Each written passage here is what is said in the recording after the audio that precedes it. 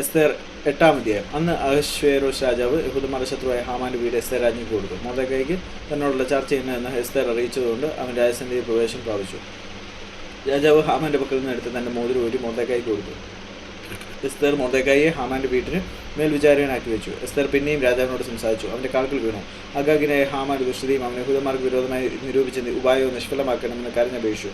രാജാവ് പൊൻചെങ്കോൽ എസ്തേറിന്റെ നേരെ നീട്ടി. എസ്തേർ എന്നിട്ട് രാജസന്നിധിയിൽ നിന്ന് പറഞ്ഞത്: രാജാവിന് തിരുവുള്ളമുണ്ടായി, തിരുമുമ്പാകെ എനിക്ക് കൃപ ലഭിച്ചു. രാജാവിന് കാര്യം ന്യായമെന്ന് ബോധിച്ച തൃക്കണ്ണിന് ഞാനും പ്രിയയായിരിക്കുന്നുവെങ്കിൽ രാജാവിൻ്റെ സകല സംസ്ഥാനങ്ങളിലും യഹൂദന്മാരെ മുടിച്ചു കളയണമെന്ന് ആഗാഗിനായ ഹമ്മദാദയുടെ മകൻ ഹാമാൻ എഴുതിയ ഉപായ ലേഖനങ്ങളെ ദുർബലപ്പെടുത്തേണ്ടതിന് കൽപ്പന അയക്കണമേ. എൻ്റെ ജനത്തിന് വരുന്ന അനർത്ഥം ഞാൻ എങ്ങനെ കണ്ട് സഹിക്കും? എൻ്റെ വംശത്തിൻ്റെ നാശവും ഞാൻ എങ്ങനെ കണ്ട് സഹിക്കും? അപ്പോൾ അഹശ്വേരോസ് രാജാവ് എസ്തേർ രാജ്ഞിയോടും യഹൂദനായ മൊർദെഖായിയോടും കൽപ്പിച്ചത്: ഞാൻ ഹാമാന്റെ വീട് എസ്തേറിന് കൊടുത്തുവല്ലോ. അവൻ യഹൂദന്മാരെ കയ്യേറ്റം ചെയ്യുവാൻ പോയതുകൊണ്ട് അവനെ കഴുമരത്തിന് മേൽ തൂക്കിക്കളഞ്ഞു. നിങ്ങൾക്ക് ബോധിച്ചതുപോലെ നിങ്ങളും രാജാവിൻ്റെ നാമത്തിൽ യഹൂദന്മാർക്ക് വേണ്ടി എഴുതി രാജാവിൻ്റെ മോതിരം കൊണ്ട് മുദ്രയിടുവിൻ.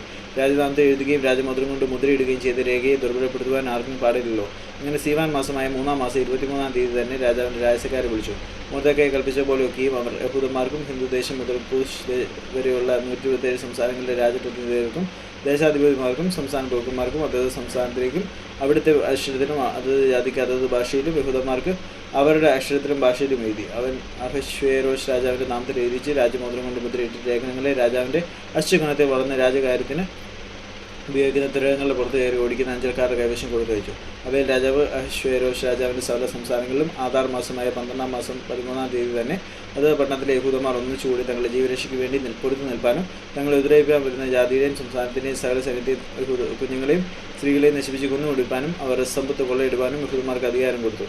അന്നത്തേക്ക് യഹൂദന്മാർ തങ്ങളുടെ ശത്രുക്കളോട് പ്രതിക്രിയ ചെയ്യുവാൻ ഒരുങ്ങിയിരിക്കണമെന്ന് സകല ജാതികൾക്കും പരസ്യം ചെയ്യേണ്ടതിന് കൊടുത്ത തീർപ്പിൻ്റെ പകർപ്പ് ഓരോ സംസ്ഥാനത്തിലും പ്രസിദ്ധമാക്കി. അങ്ങനെ അഞ്ചൽക്കാർ രാജകീയ തുരങ്കങ്ങളുടെ പുറത്ത് കയറി രാജാവിൻ്റെ കൽപ്പനയാൽ നിർബന്ധിതരായി ബന്ധപ്പെട്ട് ഓടിച്ചുപോയി. ശൂഷൻ രാജധാനിയുടെ തീർപ്പ് പരസ്യം ചെയ്തു.